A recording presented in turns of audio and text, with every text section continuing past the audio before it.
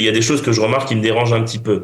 Par exemple, à partir du moment où le cessez-le-feu s'est arrêté, le jour où il s'est arrêté, s'il n'y a pas eu d'autres libérations d'otages, je crois qu'Israël aurait dû tout de suite, par exemple, arrêter la livraison d'aide humanitaire, arrêter l'électricité, arrêter l'eau, et peut-être même tout de suite commencer à reprendre une certaine activité militaire pour faire la pression sur le Hamas. Et j'ai l'impression qu'à ce niveau-là, on est un petit peu toujours avec un train de retard. Nous avons le plaisir d'être en ligne avec Maître Yom Tov Kalfon. Yom Tov, bonjour, Boker Tov. Boker Tov, Daniel. Merci d'être avec nous ce matin. Vous êtes ancien député à la Knesset, vous êtes également juriste et on reviendra sur ses compétences de juriste pour parler en particulier de la décision du gouvernement d'entamer une procédure de limogeage de Madame Galit Barav-Miara, la conseillère juridique du gouvernement. Mais avant tout, je voudrais avoir votre appréciation sur ce qui s'est passé ces derniers jours avec les négociations directes entre l'administration Trump et le Hamas et puis une sorte de rétropédalage de l'administration américaine pour revenir, on va dire, dans des négociations plus standards avec la proposition Witkoff. Vers où on va, à votre avis, Yom Tov, et vers où on devrait aller, à votre avis, on va dire plus exactement?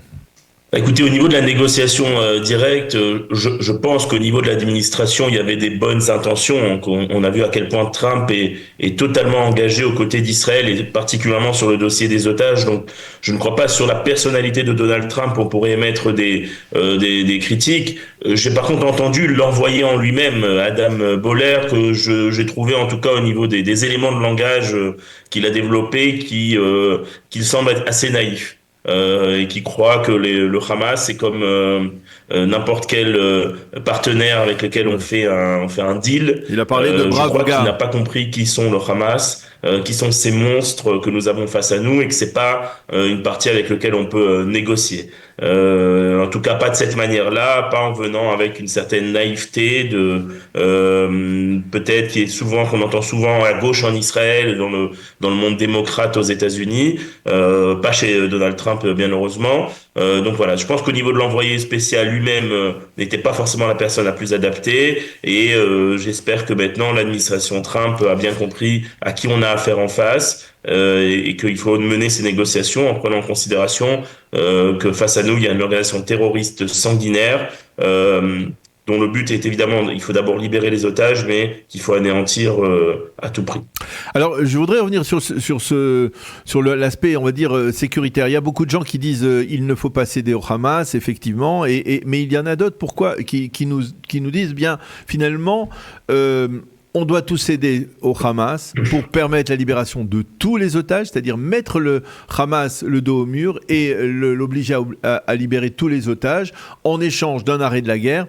Et de toutes les manières, après, bien Tsahal a la capacité de reprendre l'axe de Netzarim en quelques heures, l'axe de Philadelphie en quelques heures, de prendre en tenaille, on va dire, ce qui reste des forces du Hamas. Pourquoi finalement ne pas envisager d'aller dans cette direction ? C'est le vrai dilemme. Je suis pas sûr que quelqu'un a la bonne réponse à ce dilemme. Dans le dilemme, il y a plusieurs valeurs qui se rencontrent, qui s'opposent même. On sait qu'il reste d'une vingtaine d'otages vivants. On sait que chaque jour qui passe les met en danger. On a vu les témoignages des otages libérés. On a entendu par exemple le témoignage d'Eli Sharabi, qui est un témoignage poignant, où on comprend que quand il raconte qu'il avait qu'un quart de pita par jour pour manger, on comprend que ce sont les otages vivent dans des situations très difficiles. Donc il y a l'urgence d'une part de libérer les otages et d'autre part le prix de ces libérations, nous savons qu'il peut être très problématique. Déjà maintenant, puisque plusieurs centaines de terroristes avec du sang sur les mains sont libérés, j'ai envie de dire, dans nos villes et nos villages. Moi, j'habite Jérusalem. Plusieurs dizaines de terroristes ont été libérés à quelques dizaines de mètres ou centaines de mètres de chez moi, dans les quartiers arabes de Jérusalem. Donc c'est aussi un danger. Et nous avons vu que le terrorisme relève la tête. Il y a de nombreux attentats ces derniers jours. Donc il faut savoir trouver une solution à ce niveau-là. Je dis pas avoir la solution miracle. Par contre, il y a des choses que je remarque qui me dérangent un petit peu. Par exemple, à partir du moment où le cessez-le-feu s'est arrêté, le jour où il s'est arrêté, s'il n'y a pas eu d'autres libérations d'otages, je crois qu'Israël aurait dû tout de suite, par exemple, arrêter la livraison d'aide humanitaire, arrêter l'électricité, arrêter l'eau et peut-être même tout de suite commencer à reprendre une certaine activité militaire pour faire la pression sur le Hamas. Et j'ai l'impression qu'à ce niveau-là, on est un petit peu toujours avec un train de retard. Alors en fin de compte, oui, l'entrée d'aide humanitaire a été arrêtée, mais seulement après. L'électricité, c'est que hier, avant-hier, donc une semaine, 10 jours après la fin de libération des otages, qu'ils ont commencé à arrêter l'électricité, etc. Donc je crois qu'Israël, on ne comprend pas forcément l'urgence aussi dans les actes militaires face au Hamas, parce que ça va ensemble. Il faut une pression militaire la plus forte possible. Et en parallèle, évidemment, la négociation en essayant cette fois-ci de s'aider de l'administration américaine, qu'il faut le reconnaître, est quand même beaucoup plus engagée que la précédente. Concernant le dossier des otages, c'est-à-dire le principe même dans l'atmosphère qui règne actuellement dans la société israélienne, il semble incontournable de devoir tout faire pour obtenir la libération de tous les otages. Vous pensez que ce sont des positions qui affaiblissent, c'est-à-dire lorsque on voit des manifestants, des milliers de manifestants qui réclament ces libérations, eh bien aujourd'hui, dans le contexte actuel, ça affaiblit la position d'Israël dans les négociations pour la suite ? Bon, ça, on le sait depuis le début, et on sait que ça fait partie de la stratégie du Hamas et même de l'Iran, c'est-à-dire qu'Israël est une démocratie avec des médias libres, avec des personnes libres de parler. Et évidemment, lorsque vous menez une négociation et que vous avez dans votre pays des gens qui manifestent, etc., ça fait monter les prix. D'un côté, Israël restera une démocratie et on peut pas empêcher les gens de manifester, de parler. C'est évident, même si je suis de ceux qui pensent, et je l'avais dit déjà au début de la guerre, que les manifestations pour la libération des otages devraient se tenir devant le siège de la Croix-Rouge à Genève, devant l'ONU à New York, devant les ambassades des différents alliés ou comme le Qatar, enfin des différents pays avec qui le Hamas a des liens, le Qatar, la Turquie et d'autres. C'est-à-dire que moi j'étais plus pour une internationalisation, j'ai envie de dire, du combat des otages. Il existe, je sais que les associations de défense des otages ont aussi un aspect international et diplomatique. Et on a vu les otages se rendre chez Donald Trump, se rendre à l'ONU, etc. Mais je reste de ceux qui pensent que le plus gros effort doit être fait là-bas, puisque je suis convaincu qu'à l'intérieur d'Israël, hein, la quasi-totalité du peuple d'Israël et du gouvernement, même si je suis pas membre d'aucun des partis du gouvernement, veut la libération totale et immédiate des otages. Je crois que c'est que toute personne qui a un cœur juif le veut, et j'ai envie de dire tout humain est censé le vouloir. Donc je crois pas qu'il y a besoin de faire des pressions en interne. Ceci étant, si elles sont là, on est une démocratie et on ne peut pas empêcher ces manifestations et ces actions d'être là. Alors, je voudrais qu'on aborde le deuxième dossier dont nous voulions parler ce matin avec vous, c'est le dossier du limogeage de la conseillère juridique du gouvernement. Je voudrais avoir votre appréciation générale. Est-ce que le ministre de la Justice a bien fait d'entamer cette démarche ? Parce que d'emblée, on a l'impression que c'est infranchissable. C'est une démarche qui n'aboutira jamais. Oui, elle a pas beaucoup de chances d'aboutir parce qu'une fois de plus, ça a été mal au niveau du fond, le gouvernement a raison, mais au niveau de la forme, une fois de plus, le gouvernement est très maladroit. Il faut dire les choses Pourquoi ? comme elles sont. La conseillère juridique du gouvernement, Gali Baharav Miarav, ne se comporte pas comme conseillère. Elle n'est pas là pour aider le gouvernement à mener à bien sa politique. Elle est là pour empêcher de facto le gouvernement sur chaque décision, sur chaque projet de loi, à arriver au but. C'est-à-dire que son premier rôle de conseillère, elle ne le remplit pas. Il faut en être conscient. Sans être pour le gouvernement ou contre le gouvernement, c'est une donnée objective. Là, il suffit de regarder toutes les fois où elle a sorti des expertises.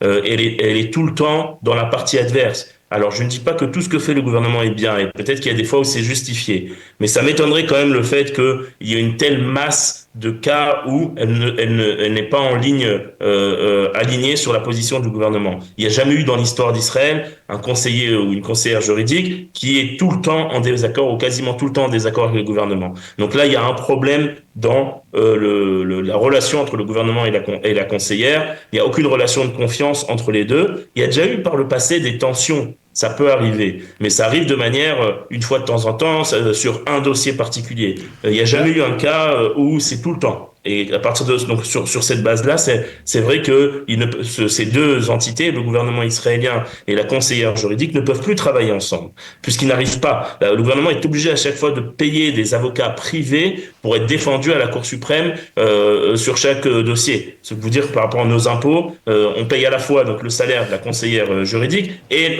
les honoraires d'avocats privés que le gouvernement engage. Mais alors, comment vous expliquez ça? Pardon? Comment vous expliquez cela, Yom Tov? C'est-à-dire, est-ce que la conseillère juridique du gouvernement est politisée, ou alors finalement, elle ne fait que être la défenseur du droit, de l'état de droit israélien? Elle applique la loi telle qu'elle l'a appris à l'appliquer, et c'est le gouvernement qui, d'une certaine manière, veut peut-être proposer des projets de loi qui ne sont pas, on va dire, constitutionnels. Il est très possible que dans certains cas, la conseillère a raison et que le gouvernement va au-delà de ses prérogatives. Et là, ce serait justifié. Mais là, on arrive dans une situation où, au niveau, il y a une quantité de cas où il y a eu des cas, j'ai juste à préciser, où le gouvernement a pris un avocat donc d'un bureau extérieur et la Cour suprême a donné raison au gouvernement. Et a donc la Cour suprême, qu'on peut pas aller dire qu'elle est pro-gouvernement, a donc dit que la conseillère juridique du gouvernement avait tort. Et ça à plusieurs reprises. Ce que voudrait dire, donc, ça voudrait dire que les prises de position de la conseillère ne sont pas pour défendre l'état de droit si la Cour suprême, qui est là pour fixer qu'est-ce qu'est l'état de droit, a donné raison au gouvernement et pas à la conseillère. Donc il y a un problème dans le travail de la conseillère juridique du gouvernement. Maintenant, après, comment se comporter face à ce problème? Et là, une fois de plus, le gouvernement est très maladroit. Vraiment par des déclarations enflammées de certains ministres comme Shlomo Kari ou autres qui parlent comme un voyou dans la rue. Et ça, c'est pas très intelligent, je pense. Et autre chose, je ne suis pas sûr que la limoger, c'est la solution. Je pense qu'il y a une autre solution beaucoup plus efficace, c'est de faire ce que nous, quand nous étions au pouvoir, avions proposé de faire, et qui est quelque chose qui a toujours été soutenu par la droite israélienne depuis longtemps, c'est-à-dire de diviser les prérogatives du conseiller juridique en deux. Parce que en réalité, c'est une double casquette qu'a le conseiller juridique du gouvernement en Israël. C'est à la fois le conseiller juridique et le procureur général. Chose qui est une spécificité israélienne qui n'existe dans aucun pays au monde. C'est-à-dire que le procureur général est en réalité la personnalité qui peut ouvrir des procédures contre des membres du gouvernement, contre des membres de la Knesset, et qui est là pour être le gardien justement de l'état de droit dans le pays. Ça, c'est le procureur général, qui peut être lui totalement opposé au gouvernement, par exemple. Et il y a le conseiller juridique qui est censé être comme son nom l'indique, un conseiller, c'est-à-dire quelqu'un qui est censé aider le gouvernement à mener à bien sa politique. Donc quelqu'un qui serait, on va dire, plus du côté entre guillemets du gouvernement. Et en Israël, on vit avec cette schizophrénie où on a à la fois le conseiller juridique et le procureur général dans le même job. Nous avions proposé de faire un pitsoul, donc de séparer les deux postes. Et Gali Baravnerav, lorsqu'elle a été engagée, puisque c'était un projet de loi de Guidon Sar à l'époque, elle avait accepté que ces prérogatives soient limitées dans le sens où si la loi qui avait déjà été déposée aboutit, c'est-à-dire qu'aujourd'hui elle ne pourrait pas faire marche arrière à ce niveau-là. Ça aurait été plus judicieux de la part du gouvernement, plutôt que de lancer une procédure de licenciement de la conseillère juridique, de faire passer enfin la loi qui va diviser en deux le job. Elle resterait par exemple procureur général, donc garante dans l'état de droit, et d'un autre côté, le gouvernement peut enfin engager un conseiller juridique qui puisse le permettre d'avancer sur ces projets de loi. Bien que la loi, si je ne m'abuse, il y a dans la loi, ou en tout cas dans la tradition juridique d'Israël, il y a une possibilité qui avait été mentionnée à l'époque par ce que l'on appelait une commission Shemgar, du juge Shemgar, qui date il y a plus de 30 ans, qui permet de limoger un conseiller juridique du gouvernement s'il est, on va dire, systématiquement hostile, ou en tout cas s'il va à l'encontre toujours de la politique menée par le gouvernement. Oui, ça a existé une seule fois dans l'histoire d'Israël, en 86. La procédure existe. La question, c'est est-ce qu'elle va aboutir? Parce que pour qu'elle puisse aboutir cette procédure, il faudrait donc déjà évidemment que le gouvernement vote. Il y a une commission qui est en fait la commission qui a nommé la conseillère juridique, qui doit se réunir et donner son avis. Après, le gouvernement peut ou pas prendre en considération l'avis de cette commission. Et après, évidemment, il y a la Cour suprême qui doit statuer. Si par exemple la commission qui est censée donner son avis n'est pas alignée sur le gouvernement, il y a très peu de chances que la Cour suprême accepte la décision du gouvernement, parce que cela voudrait dire que n'importe quel gouvernement qui ne s'entendrait pas avec son conseiller juridique alors pourrait limoger, et ça pourrait, c'est vrai, de transformer le poste de conseiller juridique et procureur général en poste qui serait à la solde totalement du gouvernement et qui défendrait plus la loi et l'état de droit. Et donc je vois mal la Cour suprême aller entériner cela. Donc c'est pour ça que ce que j'ai proposé est beaucoup plus judicieux. Je ne vois pas, par exemple, la Cour suprême pardon, empêcher une loi, retoquer une loi qui dirait qu'il Oui. il faut séparer les deux jobs, sachant que c'est le cas dans la plupart des pays et des démocraties au monde, où il y a à la fois un procureur général et un conseiller juridique, et que ce sont deux prérogatives différentes, deux personnalités différentes. Et là, Gali Baramiara resterait en place en tant que procureur général, donc elle Oui. n'est pas renvoyée, donc au niveau personnel, on ne remet pas en cause, j'ai envie de dire, sa place. Juste, ses prérogatives ne vont plus être de conseiller le gouvernement, chose qu'elle ne fait pas de Ok. facto de toutes les façons depuis 2 ans, puisqu'elle à chaque fois le gouvernement est obligé d'engager, comme je l'ai dit, un avocat extérieur, donc nommer un nouveau conseiller Ok. juridique juste pour le conseil du gouvernement. Ça Ok. aurait été la On l'a solution. bien Mais compris. évidemment, elle est moins au niveau, j'ai envie de dire, c'est faire les choses qui sont Ouais. intelligentes et qui Ouais. sont sur le long terme. Et souvent, le C'est pas gouvernement exactement préfère ce que. faire les Voilà. choses qui peut-être répondent Alors. à une ambiance, il faut faire tomber des têtes, et il faut peut-être calmer la base qui est énervée, Ok. Ok. ou On l'a bien compris. Monsieur Carrie et d'autres qui préfèrent travailler comme des voyous dans la rue, et moins comme des gens intelligents, posés, Ok. qui font ce qui est bon pour le pays. Alors, on l'a bien compris. Il nous reste 1 minute, vraiment, Yom Tov, et j'ai une question. Est-ce que vous avez des nouvelles de Naftali Bennett? Parce que vous le connaissez bien, mais on n'entend pas du tout parler Naftali Bennett de tous les sujets qui sont à l'ordre du jour aujourd'hui, ni le conseil juridique du gouvernement, ni des accords, ni des négociations, ni de l'après Gaza. Il est là, il est en tête dans les sondages, mais on n'entend pas parler de lui. Ben, je crois qu'il a fait le choix pour l'instant de se concentrer sur l'international et faire de la hasbara à l'échelle internationale. Il est très très souvent aux États-Unis. Il était encore, je crois, là à Columbia et à Harvard, enfin dans les universités américaines, où il y a eu d'ailleurs des manifestations et des choses dans le genre devant contre lui. Mais je crois qu'il a fait le choix pour l'instant de ne pas s'exprimer sur les questions de politique interne en Israël, mais plutôt de défendre Israël à l'étranger. Chose que, bon, qui peut être à ce niveau-là, on peut le féliciter à ce niveau-là, puisqu'il faut aussi de la hasbara, il n'y en a pas tellement, et on sait Oui. très bien qu'Israël a un sérieux problème avec ce point-là. Donc il est aux États-Unis, il fait le tour des chaînes de télé, Fox News, CNN, etc. Évidemment, vu qu'il est à l'international, il ne parle pas de politique intérieure, et lorsqu'on lui pose la question, il dit que pour l'instant, il est là pour défendre Israël à Ouais. l'échelle internationale face à ses ennemis. Bon, je pense que si c'est une stratégie.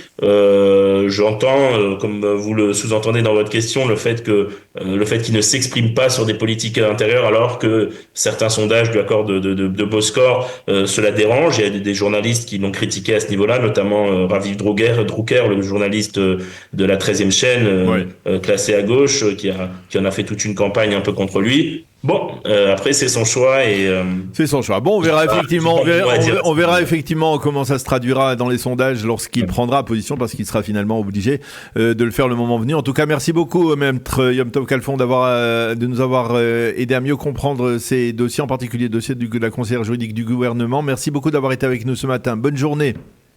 merci à vous, bonne journée.